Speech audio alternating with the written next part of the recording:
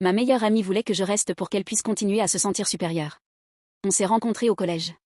On a grandi ensemble. Les mêmes groupes, les mêmes soirées, les mêmes secrets. Elle disait toujours qu'on était comme des sœurs. Et pendant longtemps, je l'ai cru. Elle était brillante. Plus extravertie que moi. Plus à l'aise. Plus remarquée. Moi j'étais celle qu'on décrivait comme gentille. Pas spectaculaire. Juste là. Et bizarrement, ça semblait lui convenir. Quand je réussissais quelque chose, elle me félicitait toujours.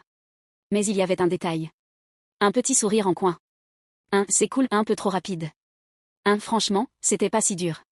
Je n'y faisais pas attention. Puis un jour, j'ai eu une vraie opportunité, j'allais enfin réaliser un rêve. Pour ça il fallait que je quitte la région. Je lui en ai parlé en premier. Elle a ri. Tu te vois vraiment là-bas? C'est un autre niveau. Elle disait ça en plaisantant. Mais elle n'a jamais dit que j'en étais capable. Les jours suivants, elle trouvait toujours une raison pour me faire douter. Tu vas être seule. Tu n'es pas comme eux. Et si tu échoues? Je pensais qu'elle voulait me protéger. J'ai failli renoncer. Puis j'ai remarqué quelque chose. À chaque fois que je parlais d'avancer, elle devenait froide. À chaque fois que je doutais, elle redevenait douce. Rassurante.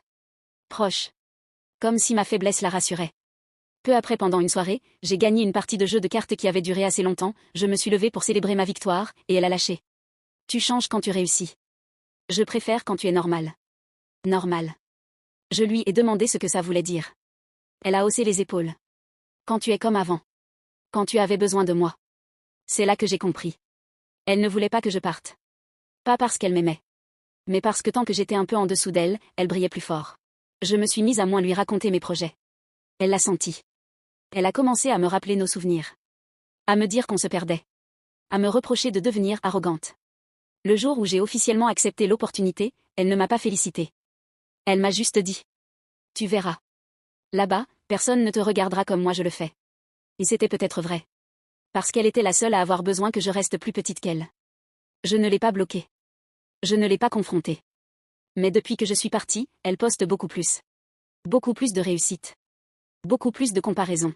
Là où je suis, je n'ai pas vraiment d'amis. J'ai l'impression de voir autour de moi quelque chose de faux dans les amitiés. Parfois je repense à elle et je me demande si le fait d'avoir des amis n'oblige pas certains sacrifices.